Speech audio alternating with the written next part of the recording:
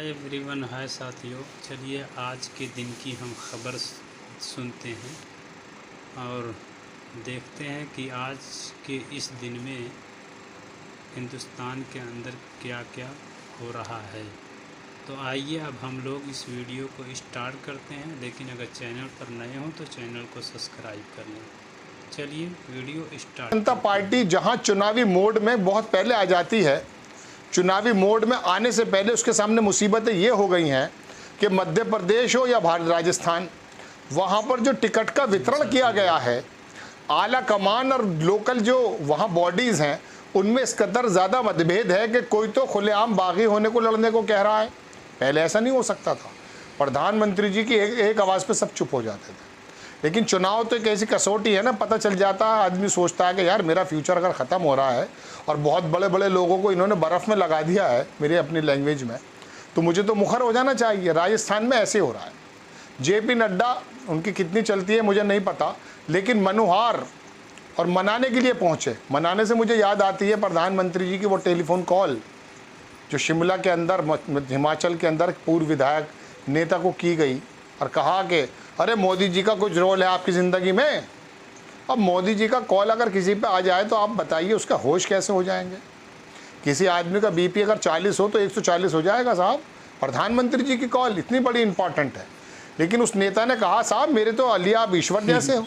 मैं हिमाचल की बात कर रहा हूँ, राजस्थान पर भी आऊँगा। लेकिन उसके बावजूद भी उन्होंने प्रधानमंत्री जी की बात को दरकिनार कर दिया, इलेक्शन लड़ा वो बंदा।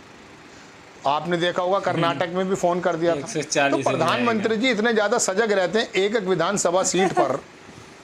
मणिपुर के लिए भी सजग हो जाइए, नागालैंड के लिए भी सजग हो जाइए। चलिए खैर, आते हैं राजस्थान। क्या हुआ है राजस्थान बीजेपी में? मान मनोहार का दौर जारी। आज कोटा और अजमेर पहुंचेंगे राष्ट्रीय अध्यक्ष जेपी नड्डा। भाजपा ने विधानसभा चुनाव के लिए उम्मीदवारों की पहली लिस्ट जारी की। इसके बाद लगातार पार्टी नेताओं में विरोध बढ़ रहा है।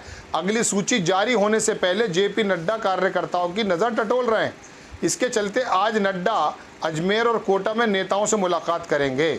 विधानसभा चुनाव को लेकर भाजपा ने अपनी 41 नाम की बता दी, नफ्स टटोल रहे हैं।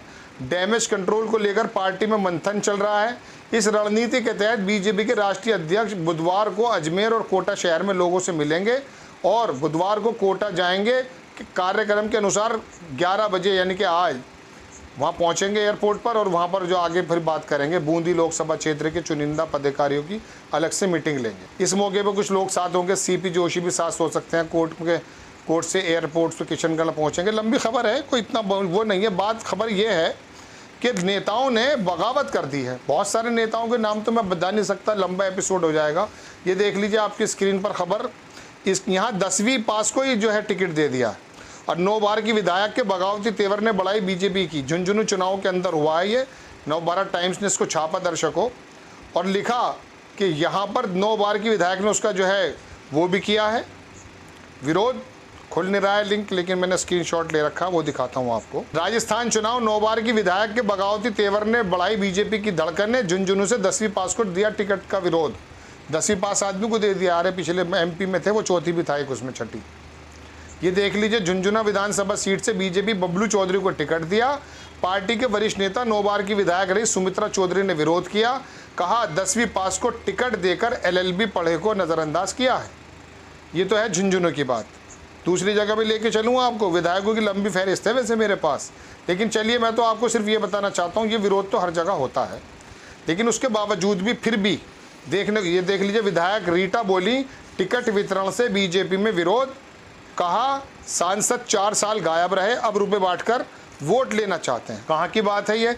PCC चीफ हैं कांग्रेसी नेता स्वर्गीय राम नारायण चौधरी की 11वीं पुण्यतिथि पर बुधवार को जिले भर में, चलिए तो लंबी बात है, उसे छोड़ दीजिए। इस दौरान मंडावा विधायक रीटा चौधरी समेत अन्य कांग्रेसी नेताओं ने रामनारायण चौधरी के क्षेत्र की जनता से बहुत लगाव था।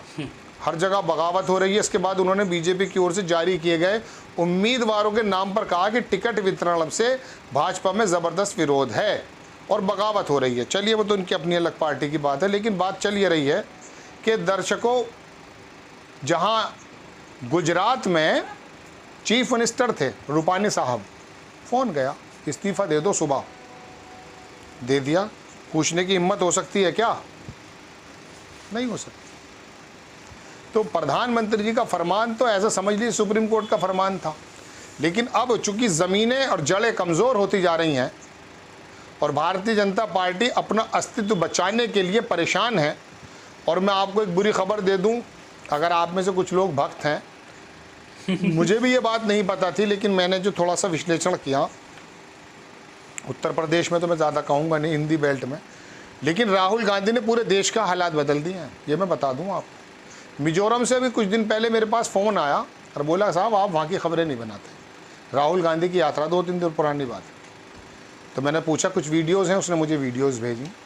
राहुल गांधी का चार्म है वो भारत जोड़ो यात्रा के बाद एक बिल्कुल ट्रांसफॉर्मेशन हो गया, उसी से घबराई है भारतीय जनता पार्टी। इसी राजस्थान में मुख्यमंत्री अशोक गहलोत और सचिन पायलट के बीच में डिस्टेंसेस को ये माना जा रहा था कि ये भारतीय कांग्रेस की लुटिया को डुबो देंगे, लेकिन जो थे खड़गे साहब और राहुल गांधी ने वो मैनेजमेंट दिखाया, दोनों शांत हैं। बहरहाल बड़ी खबर तो यही है कि बीजेपी ने वहाँ पर जो है बिगुल बजा रखा है। विधायक की बहुत लंबी लिस्ट है दर्शकों।